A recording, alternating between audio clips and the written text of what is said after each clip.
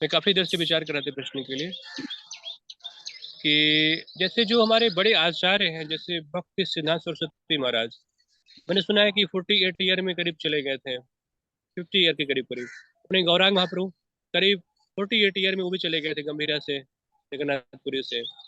और जो शंकराचार्य हैं, हालांकि वो मायावादी थे, हालांकि उनका एक अलग सिद्धांत था, लेकिन जो भी है उन्होंने बहुत कुछ वैष्णव जन के लिए बहुत कुछ किया है। तो करीब 32 साल में चले गए थे।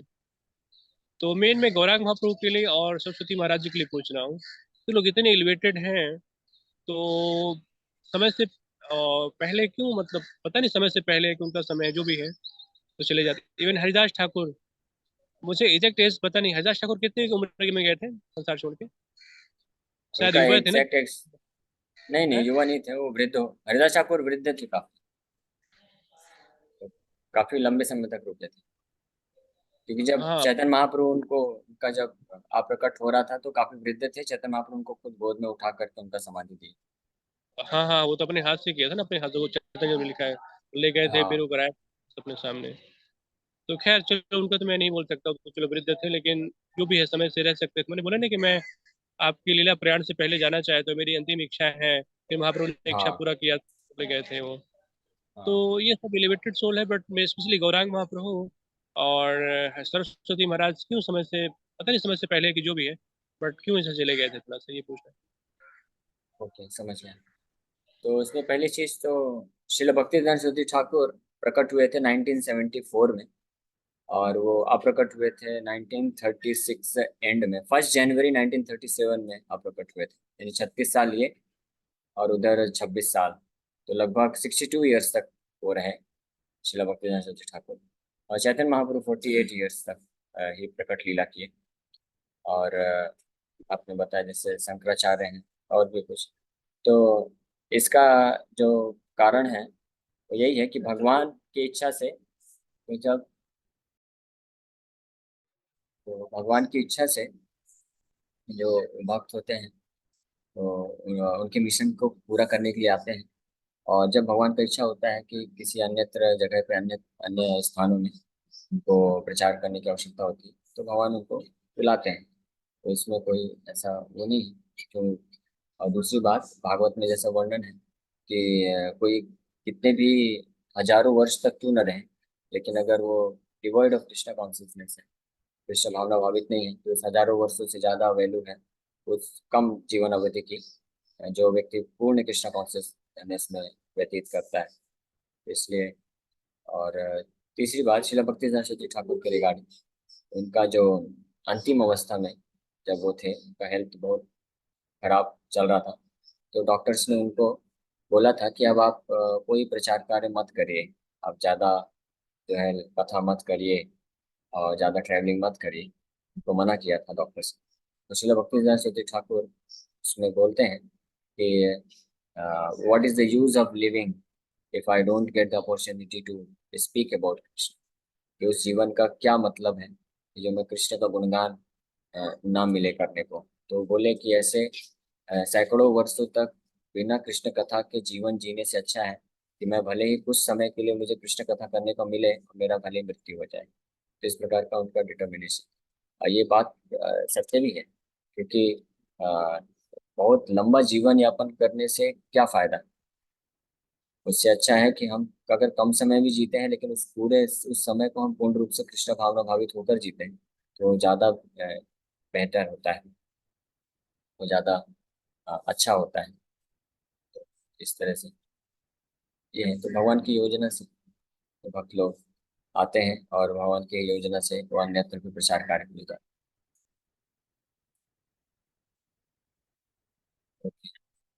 और कोई प्रश्न संगीता में?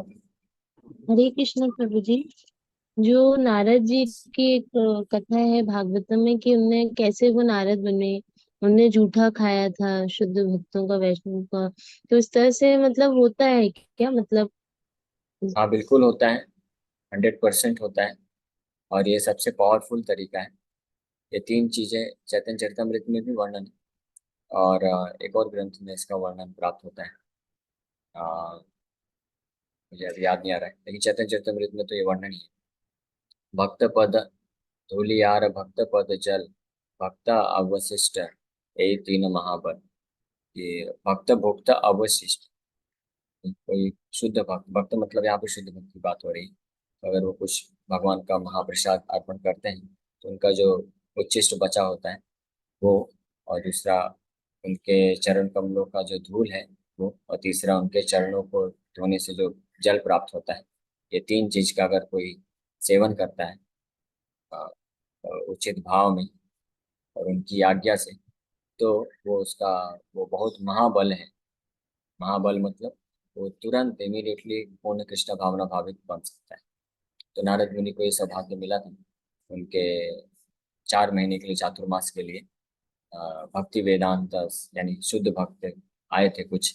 वो लोग आपस में भागवत कथा करते थे, चर्चा करते थे। तो नारद मुनि केवल ये नहीं कि उनका जूठा महाप्रसाद खाते थे, वो अपनी माता के आज्ञा पे, माता उनके कुकिंग करती थी और नारद मुनि छोटे बालक ही थे, 5-6 वर्ष के। तो नारद मुनि जो है सबको जाके प्रसाद खिलाते थे पहले, और फिर उनका आज्ञा लेकर के उनका जो जूठा बचता था वो खाते थे। और फिर इसके अलावा नारद मुनि बैठ के वहाँ पे उनका कथा सुनते थे और पूर्ण रूप से इंद्रियों को संयमित करके रखते थे। मतलब जैसे बालक है तो बालक का तो मन चंचल होता है, बहुत इधर उधर उसको खेलने का, मस्ती करने का ये सब मन करता है। लेकिन अपने पूरे मन को एकाग्र कंट्रोल करके जो भक्ति वेदांत वहाँ पे जो शुद्ध भक्त लोग कथा करते थे उसको ध्यानपूर्वक सुनते थे, फिर उनका सेवा करते थे और उनका उच्छिष्ट को ग्रहण करते थे, और इस प्रकार से वो शुद्ध भक्ति को प्राप्त की।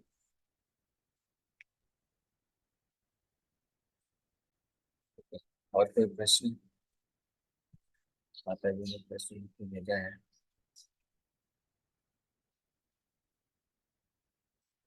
काफी लोगों को देखा है शुरू में तो वो 16 माला तक भी कर लेते हैं, लेकिन 3-4 साल बाद उनका भक्ति में इंटरेस्ट कम हो जाता है, 16 राउंड से 4 राउंड पर आ जाते हैं। तो ऐसा क्या करें कि हमेशा भक्ति में टेस्ट बढ़ता रहे और ऐसा मेरे साथ ना हो? हाँ, बहुत अच्छा प्रश्न पूछा है माता जी ने कि क्या कारण है। कि पहली बात तो कारण, क्या कारण है कि लोग शुरू में तो आते हैं धीरे धीरे और कुछ महीने में 16 माला जप करने लग जाते हैं, एकादशी पालन करने लग जाते हैं, लेकिन फिर 1-2 साल 3 साल के बाद देखते हैं उनका रुचि खत्म हो गया तो वो लोग माला कम कर देते हैं, कुछ लोग तो पूरा ही 0 माला कर देते हैं। तो इसका क्या कारण है? तो इसका एकमात्र एक ही कारण है, भक्तों के संग को छोड़ देना और भौतिकवादी लोगों का संग ज्यादा करना। तो जो भी भक्तों का संग छोड़ देगा, भक्तों का संग मतलब भक्तों के द्वारा श्रवण करना, ये ध्यान रखिएगा। भक्तों का संग मतलब बस ये नहीं होता है कि मंदिर में आ गए, बहुत सारे भक्त हैं यहाँ पे और दर्शन लेके निकल गए, वो भक्तों का संग नहीं है। वो भी भक्तों का संग है लेकिन वो कंप्लीट संग नहीं। भक्तों का संग का मतलब होता है कि भक्तों के द्वारा सुनना भगवान के बारे में, ये भक्तों का संग।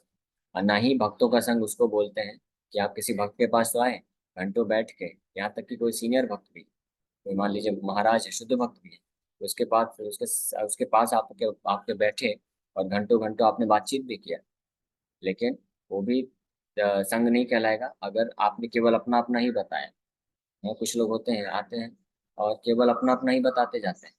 वो भक्त प्रयास करता है कि मैं कुछ उपदेश दूं इसको, गीता भागवत की कुछ चर्चा करो, बोलने ही नहीं देते हैं, बस अपना अपना बोलते रहते हैं कि हमने अभी ये बिजनेस चालू किया है, हमारे बेटा अभी यूरोप में है, अमेरिका में है, हम ये करने वाले हैं, वो करने वाले हैं, ये सब करेंगे, वो करेंगे।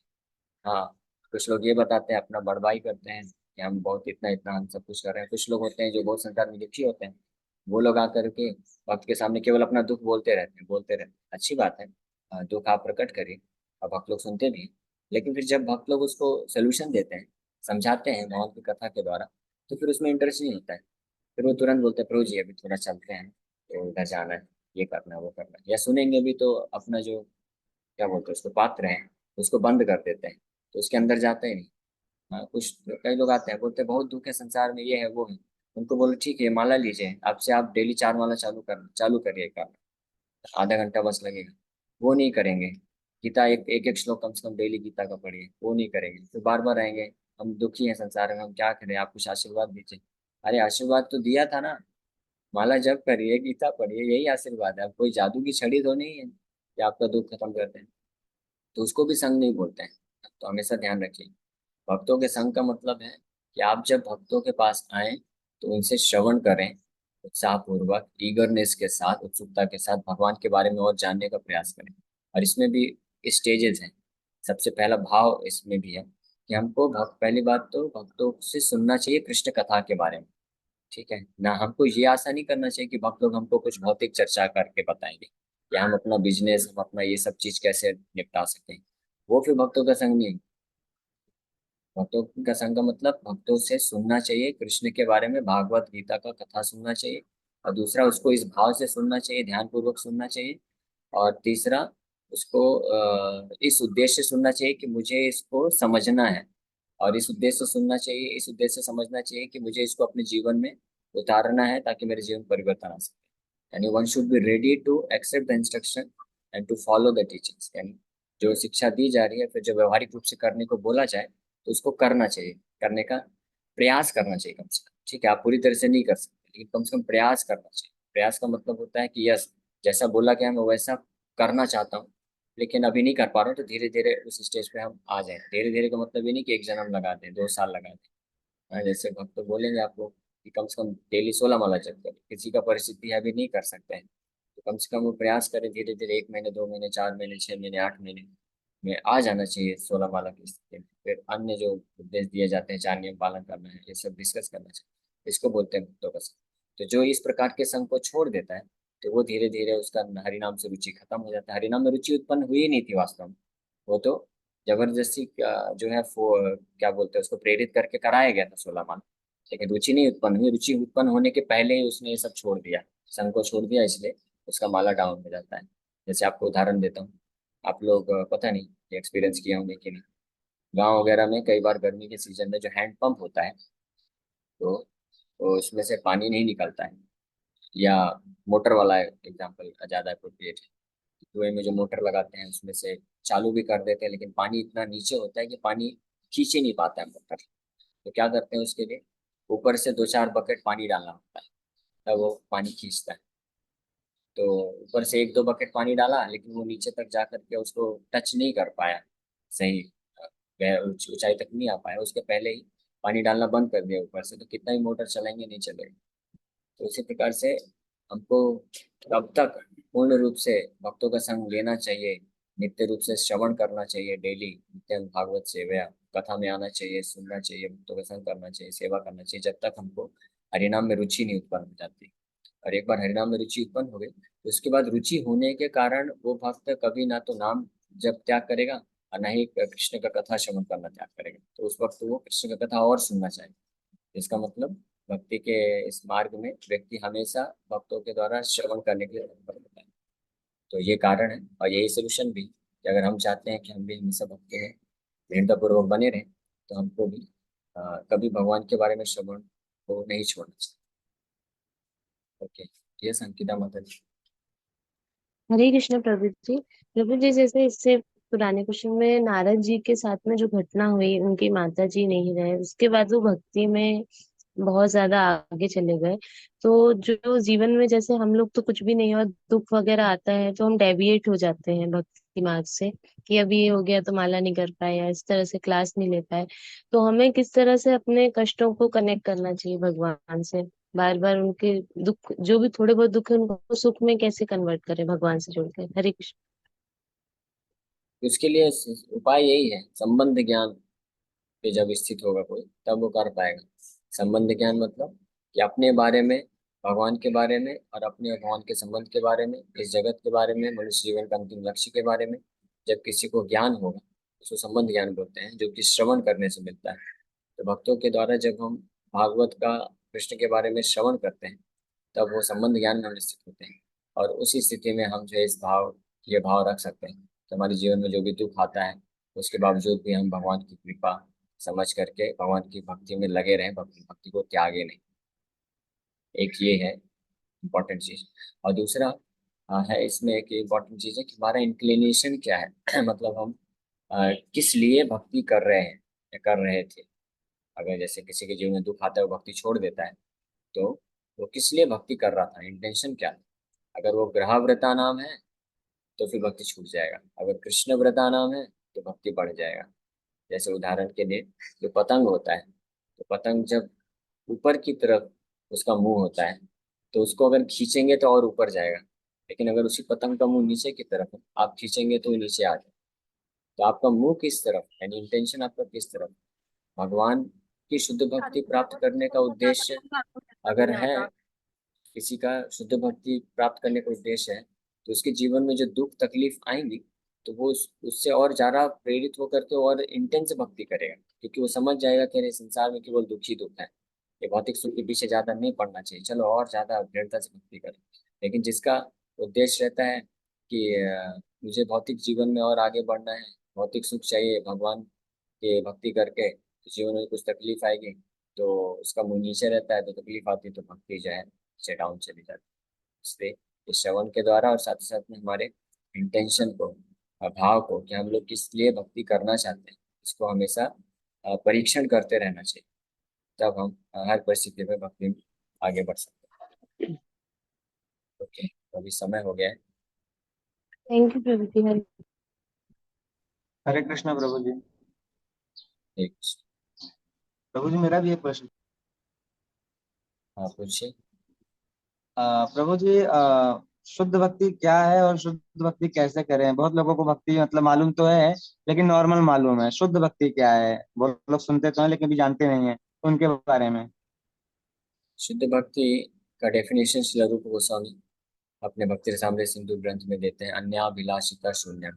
अन्य जितनी भी भौतिक अभिलाषा है उससे रहित होकर के, उससे शून्य होकर के केवल कृष्णानुशीलनम, भगवान कृष्ण को प्रसन्न करने के लिए, भगवान कृष्ण का को प्रेम करने के लिए, उनका सेवा प्राप्त करने की इच्छा से जो भक्ति की जाती है उसको शुद्ध भक्ति करते हैं। यानी इसमें इच्छा, इंटेंशन इम्पॉर्टेंट। ऐसा जरूरी नहीं कि कोई हरे कृष्ण मंत्र जप कर रहा है तो वो शुद्ध भक्त हो, और ऐसा जरूरी नहीं कि कोई जो है युद्ध में तीर चला रहा तो वो शुद्ध भक्त नहीं। अर्जुन युद्ध में तीर चला के लाखों लोगों को मार के भी शुद्ध भक्ति किया। और अगर कोई जैसा तथाकथित व्यक्ति है जो संन्यास लिया है, या जो डेली जो है माला जप करता है, हरे कृष्ण मंत्र जप करता है, लेकिन वो भी हो सकता है कि शुद्ध भक्त ना हो। इंटेंशन पे डिपेंड करता है। तो जिसका इंटेंशन, जिनका भाव उद्देश्य रहता है कि हमको इस संसार से कुछ नहीं चाहिए, मुझे इस भौतिक संसार का कुछ नहीं चाहिए, मुझे इस भौतिक संसार को पूरी तरह से त्यागना है, केवल और केवल कृष्ण के चरण कमल में आश्रय चाहिए, उनका सेवा चाहिए, के लिए मैं उनकी प्रसन्नता के लिए ही जीवन यापन करना चाहता हूँ, इस भाव के साथ जो भक्ति में कार्य करते हैं तो उसको शुद्ध भक्ति बोलते हैं। ठीक है। और मिश्रित भक्ति इसके विपरीत होती है। कोई अगर फल भोग करना चाहता है तो कर्म मिश्रित भक्ति है, कोई बहुत ज्ञानी बनना चाहता है तो ज्ञान मिश्रित भक्ति है, कोई मिस्टिक ऑपुलेंसेस, ये सिद्धियां चाहता है तो वो योग मिश्रित भक्ति है। इस प्रकार से उसमें दूषण रहता है। हरे ठीक कृष्ण है। प्रभु, धन्यवाद। हरे कृष्ण।